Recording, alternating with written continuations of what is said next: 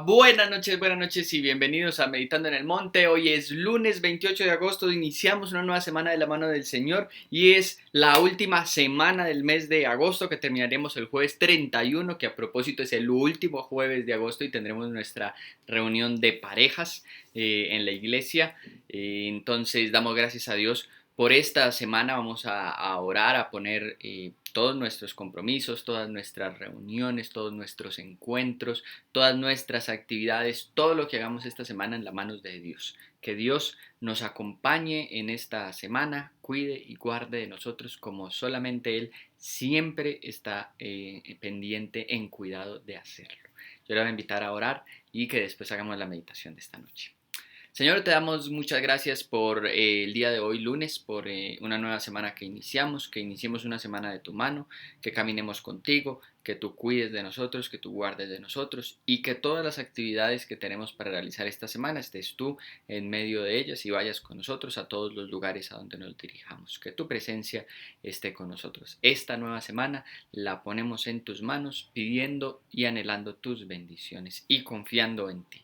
Señor, bendice en esta noche la meditación de tu palabra y que tu palabra nos siga enseñando, nos siga mostrando el camino, nos siga mostrando el rumbo y siga hablando a nuestras vidas, a nuestras necesidades, a nuestras situaciones concretas. Te lo pedimos en el nombre de Jesús. Amén.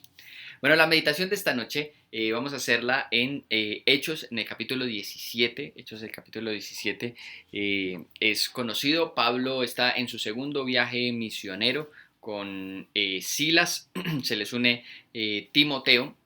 Y en el capítulo 17, Pablo recorre tres ciudades.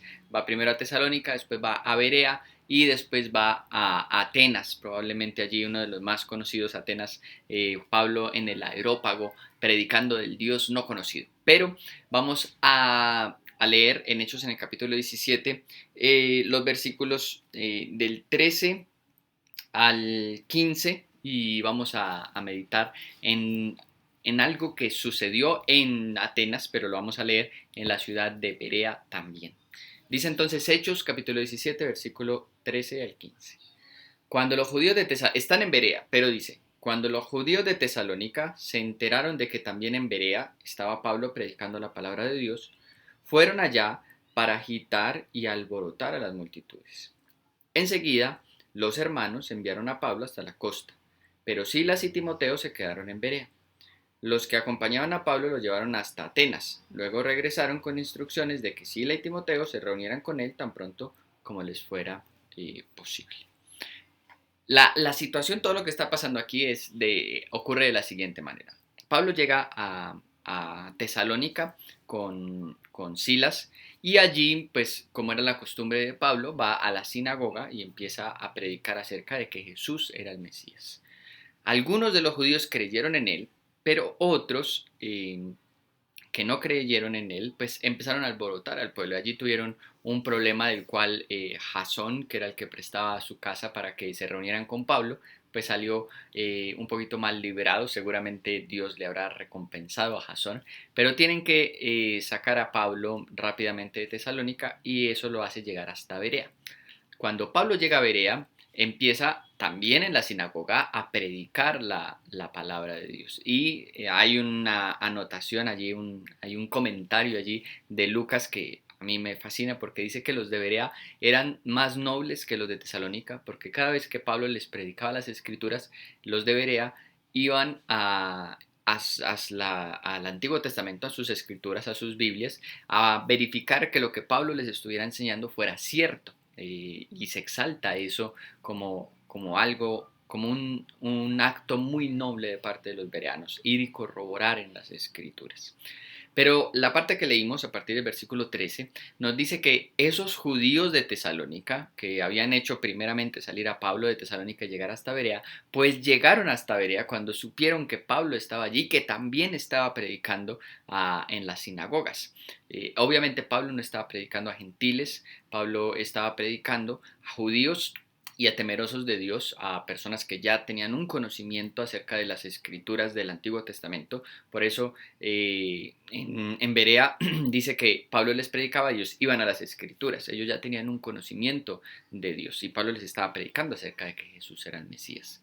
Pero lo que quiero que notemos en toda esta historia es que esas personas que están buscando oponerse a lo que Pablo está haciendo, a la predicación de Pablo y a que el evangelio se siga expandiendo, finalmente lo que están haciendo es que el evangelio se expanda más. Es sumamente curioso la forma en la cual Dios obra para que su palabra llegue. Si posiblemente, si Pablo no hubiera tenido esa confrontación en Tesalónica, pues no hubiera tenido que salir a Berea, se hubiera ido a otro lado o se hubiera demorado más para llegar a Berea, pero llega a Berea y bueno, sigue predicando la palabra. Y ese versículo que leímos a partir del versículo 13, llegan los de Tesalónica a Berea y hacen que Pablo tenga que salir, lo sacan de noche, lo tienen que llevar hasta Atenas, a Pablo solo, y eso hace que Pablo predique en Atenas, el famoso discurso al Dios no conocido de Pablo en el Areópago. Lo que están haciendo estas personas que están en contra de que Pablo predique al Mesías es hacer que Pablo predique más al Mesías.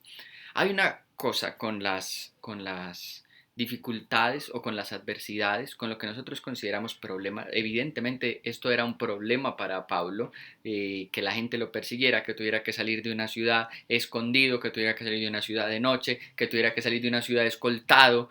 Evidentemente eran dificultades para Pablo. Seguramente no era algo que Pablo le agradara pasar, pero era algo que tenía que pasar para que Pablo pudiera cumplir mejor la misión a la cual Dios le había encomendado. Nosotros como cristianos luchamos contra las dificultades y los problemas. Y no nos gustan, y la realidad es que nos gusta es vivir de victoria en victoria de la mano de Cristo. Pero las dificultades Dios las usa para ayudarnos a crecer, para ayudarnos a cumplir sus propósitos. Todo el tiempo las dificultades y los problemas son necesarios. Cuando Jesús se aparece al principio del libro de los Hechos, cuando Jesús antes de regresar de nuevo al cielo está entre los discípulos, les dice, ustedes me van a ser testigos, Hechos 1:8, en Jerusalén, en Samaria, en Judea y hasta lo último de la tierra. Pero llegamos hasta el capítulo 8 de Hechos y ellos siguen en Jerusalén y no han salido de Jerusalén porque están cómodos, porque es su ciudad. Como cristianos nos acomodamos y lo que tuvo que pasar es que apedrearan a Esteban y que Esteban muriera y fuera el primer mártir. Eso hizo que todos los discípulos salieran de Jerusalén. Los discípulos no, los que acompañaban a los discípulos, los 12 se quedaron en Jerusalén, pero eso hizo que los otros cristianos salieran de Jerusalén, pudieran llegar hasta Samaria, hasta Judea, llegaran hasta Antioquía y de ahí empezaran a dispersarse por el mundo con el mensaje de Dios. Las dificultades, los problemas son algo por lo cual como cristianos pues oramos, no, la realidad es que no los anhelamos, no oramos para tenerlos, oramos para que Dios nos cuide y nos libre de las dificultades, pero una vez que estamos en medio de las dificultades debemos aprender cómo esas dificultades nos ayudan a crecer y cómo esas dificultades nos ayudan a que Dios cumpla sus propósitos en nuestras vidas. Entonces por eso leímos a los tesalonicenses llegando hasta Berea, otra ciudad, persiguiendo a Pablo porque estaba predicando a Jesús. Pero eso finalmente lo que hace es que Pablo siga predicando más a Jesús en otras ciudades, en otros lugares, a otras personas. Las dificultades muchas veces son necesarias, son importantes y van a ser el medio, en muchas veces el medio que Dios va a usar para ayudarnos a crecer y a cumplir sus propósitos en nuestras vidas. Con esta meditación en mente yo le voy a invitar a orar. Señor, te damos gracias por tu palabra y por lo que nos enseña la historia de estos tesalonicenses en Berea persiguiendo a Pablo. Porque todas estas dificultades lo que hacían era que tú pudieras cumplir el propósito y que Pablo pudiera ser un mejor instrumento en tus manos y pudiera viajar de un lugar al otro y seguir predicando a Jesús. Seguramente muchos de nosotros no queremos tener dificultades, pero muy seguramente muchos de nosotros hoy tenemos dificultades emocionales, económicas, familiares, laborales, de muchos tipos. Muy posiblemente muchos de nosotros estamos pasando por dificultades. Ayúdanos a ver cómo las dificultades nos ayudan a crecer y nos ayudan a caminar en tus propósitos, a cumplir tus propósitos en nuestras vidas. No te pedimos que nos libres de las dificultades. Si está conforme a tus propósitos, cuídanos, guárdanos, líbranos de las dificultades. Pero si es necesario que pasemos por ciertas dificultades, por ciertas persecuciones y por ciertos problemas, pues que eso nos ayude a crecer, a conocerte más y a acercarnos más a ti. Te lo pedimos y te damos gracias en el nombre de Jesús. Amén. Iglesia, que el Señor les bendiga, que tengan un buen inicio de semana, ya hoy que es lunes y que ya hemos iniciado hoy, que tengan un buen inicio de semana. Recuerden que el jueves es reunión de parejas, se lo vamos a recordar, posiblemente mañana el pastor Manuel nos lo va a recordar, yo se lo voy a recordar el miércoles, pero para que se vayan agendando y programando, el jueves es nuestra reunión de parejas, va a venir el pastor Luis Alfredo de Río Negro, alias mi papá, a compartir en parejas, entonces pues no se lo pueden perder, que el Señor les bendiga y tengan una buena semana. Hasta luego.